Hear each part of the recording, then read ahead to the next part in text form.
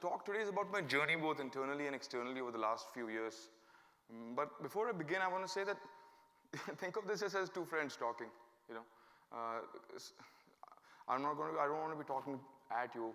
I want you to be involved in this, and how we're going to do that is, while you're paying attention to what I'm saying, I want to request you to also pay attention to what you're thinking when you're hearing me speak. And I'll tell you towards the end why I want to run this experiment. So let's begin by looking at the mindset of the person I was before I left New Zealand to explore the big world.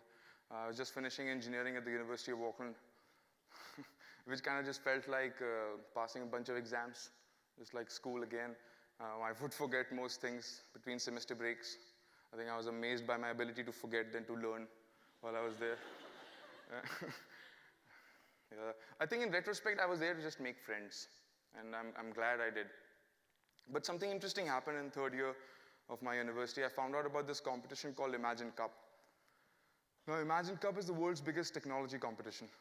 And what the theme of the competition is to use technology to solve the world's toughest issues. They leave it quite broad and open. And an issue that I grew up in India. My father was in the army there, so I traveled around a lot. I grew up in 16 cities. So I always saw that illiteracy was a big problem. And the thing with illiteracy is that if you can educate a country's population, they can solve their own problems. The world doesn't have to step in every time something goes wrong. And this was very empowering. And I'd heard of this organization called OLPC. It's called One Laptop Per Child. So what these guys do is they create these very low-cost laptops that distribute all over the world. There are about 30 to 40 million of these laptops in the developing world. But the problem is that these laptops are in areas that don't have internet. So, well, how do you send books to them, software to them, games to them? This is a problem I was passionate about solving. And how we solved this was with a technology called OneBeep. Now, what OneBeep does is that let's say you have a book. Let's say you have a PDF of a maths book that you want to send to these computers. What OneBeep does is it turns that book into a sound file. Not a sound of spoken word, but a sound of certain frequencies that you can just play like music over the radio. At the other end, you can plug the radio into the computer using an aux cable. The sound goes from the radio into the computer, and our algorithms turn that sound back to the original file.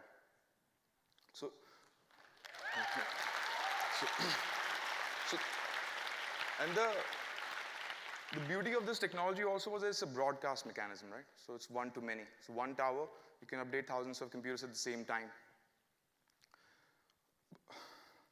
We did quite well in the competition. We came third in the world out of 500,000 students from 127 countries.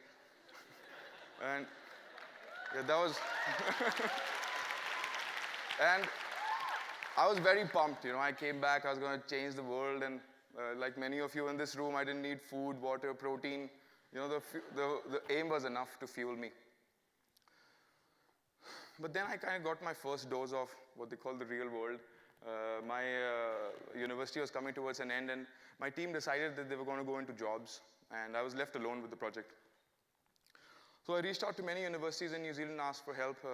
They said they would help, but they needed a lot of money in return, money which I didn't have. The government also kind of gave me a pat on the back, but no help came from them either. Then I heard about somebody said Intel could help me, so I went to meet Intel in Portugal, and I also reached out to many people at OLPC, the laptop company. And they all loved the project. They were blown away by the technology, but nobody came to help, I was pretty pissed off. And then I decided to get this one-way ticket and go to India. And why India? Because I knew India needed such a technology, and I also knew certain people in the government there. So I thought they could probably help me connect with the right people. Months passed. I was bounced between one department and another. And somehow I got back to the same person I started off with, I was really getting agitated. It's 1.5 years of me trying to get this project off ground. Now I'm living in my cousin's house in India, spending my father's hard-earned money on my daily expenses. And, sometimes you throw yourself completely at life, and you're there all the time and still doesn't work out. And I've seen many people give up at that time, You'd be surprised by, and I'm being realistic, many people even in this room will give up on their dreams just because it's taking too long. Many people. But I want to tell you that if you're true, and nobody else can tell you if you are, only you know inside, you don't need anybody else's authority or approval, And if you keep at it, life comes to help you out. In my scenario, it came to help me out because this guy who just saw this talk of mine on YouTube, he reached out to me. This brilliant guy, one of the smartest developers of software programmers I'd ever met. He comes from a very poor background, and he'd got these job offers from all these big companies, Amazon, Microsoft, and he gave them up just because he saw a talk of mine. And he reached out to me. He's like, I want to do something with you. I was like, okay, weirdo. And but I was, I was like, okay, he saw passion in me, I saw passion in him. And we were both passionate about bringing a change. But I think because of my experiences, I decided then we're never going to depend on other people's money. And what was decided was we're going to build a company and build a tool to help people keep track of their ideas. This was something I needed a lot, he needed it. And we thought that, we'd build the tool, we'll sell the licenses, get the money, and then do our thing with the social projects that we wanted to be involved in. 2 years passed, right? Nothing was released to public. We just kept making designs, kept making full products. We made 3 products, and we threw them all away because we just weren't happy. And in this period, I realized I had also become a very controlling person. I was becoming a bit dominating person. When I look back, I think one of the main reasons why was my fears and insecurity that people that I trust and depend on will leave, like my team previously did. And this was a very deep fear that I had. And I also kind of I was living in Barbie at the time, and I distanced myself from a lot of my friends in New Zealand because I thought I'll go back when I've made it, And that was stupid. But at that time, Devesh came out to me and he said, just for a change, do you want to do a project for underprivileged kids? And this is something that's very close to my heart. It's much easier to build strong children than to fix broken adults. And I read this quote a long time ago, and it's been stuck in my head. And I wanted to do something for underprivileged kids as well. So what we did was we ran an event, which turned out to be the biggest event in India for underprivileged kids. And we had these kids from very poor backgrounds, and we gave them just a space to just be, just chill out. 2 days workshops on art and sports. And, it was beautiful to watch them. They were very happy. It was a feeling of happiness that I had not felt for a while. You could physically feel it between, when I was there in that event. And it changed something inside me. Because, those kids, they almost had no sense of memory of their life outside and their hardships. They were completely there. And when we give them that safe environment, creativity was just flowing through them. They were writing poems, singing songs, doing these outrageous dance moves. You just had to be there to see them. And I realized that I wanted to kind of build such an environment for my team as well. And I had to let go of my fears for that, right? So I started asking my team, what are they really passionate about in their own lives? And what I started realizing was music was something that we were all very passionate about, and we were pissed off that artists weren't getting the money that they should be getting. So we just went and built an app for independent artists in India to distribute their music to listeners in Pakistan as well, and it's now growing very fast. Devesh was very interested in education, and he's always been, so we're now doing a project with UNESCO to build tools for people to build digital books very quickly and distribute them. Reva, the children's event, will happen in 3 cities in India next year. Even the note-taking and the idea collaboration tool that we were building, took shape, and it was released a few months ago. And all of this was suddenly happening because I had let go of my fear. And I was giving freedom to people around me, and they were growing, and I was growing with them. So this led to one of the most important lessons in my life, that passion actually dies, but the people around you can protect it, right? And so it's our utmost responsibility as well to reach out to people that we think are passionate in our lives and be there for them. It's because not just about you and me, it's about this collective feeling of us. And at this time, I'd also kind of given up trying to change the world. I was not very interested in that. Initially I was, but now I wasn't very interested in the problem because I was realizing I had changed this small thing inside me, and already the world around me was changing. And this was very powerful for me. Even when I'm getting the goosebumps now. I was spending a lot of time just sitting down quietly in my room, just watching what's happening in my head.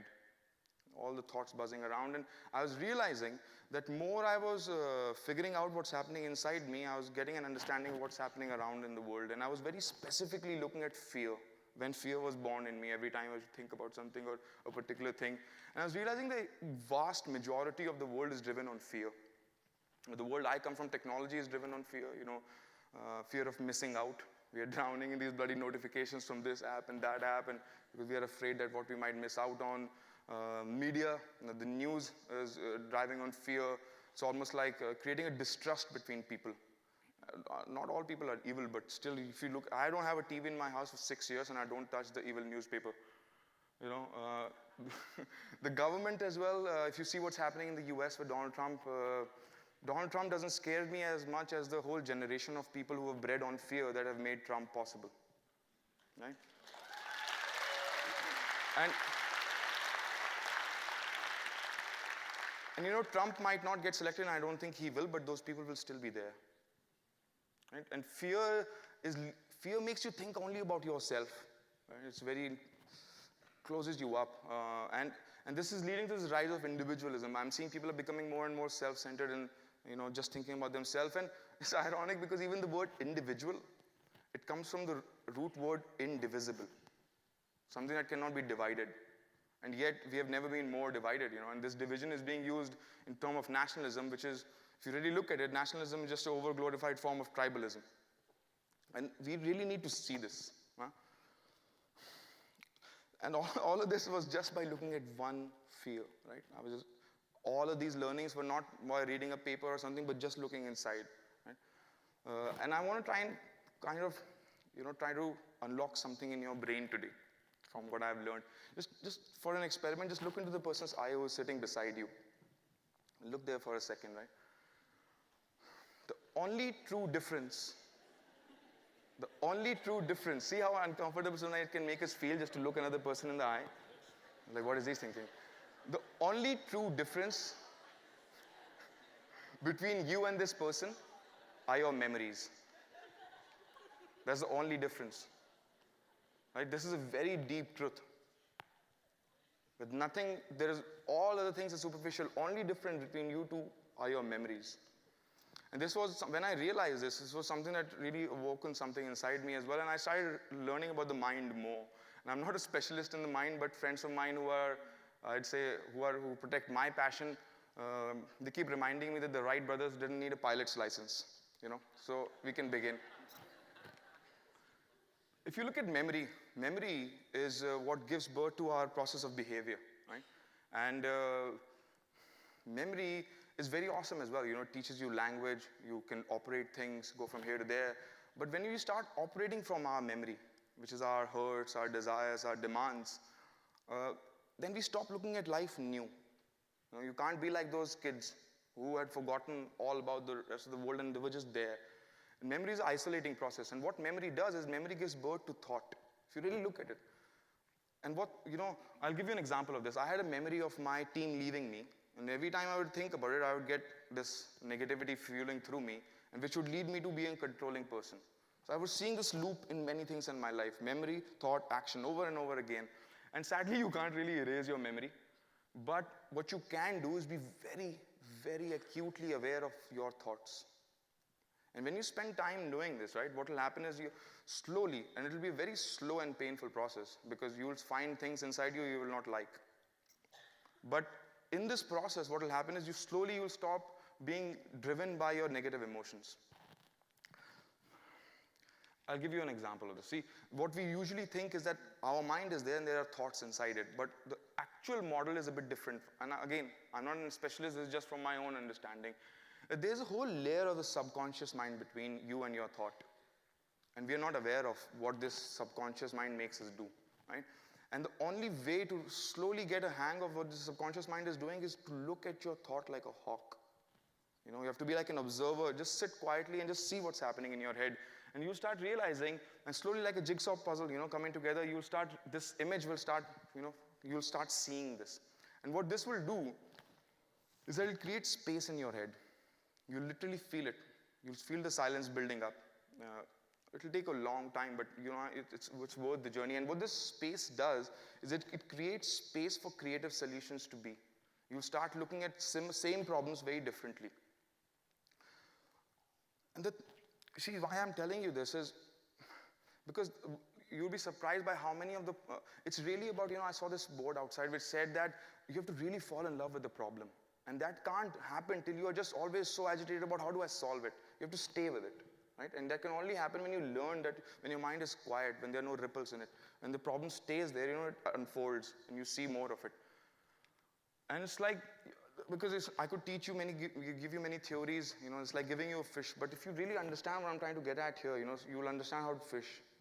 And I want to leave you with a final experiment that spend your day, go sit under a tree, a real tree, and spend a whole day there, right?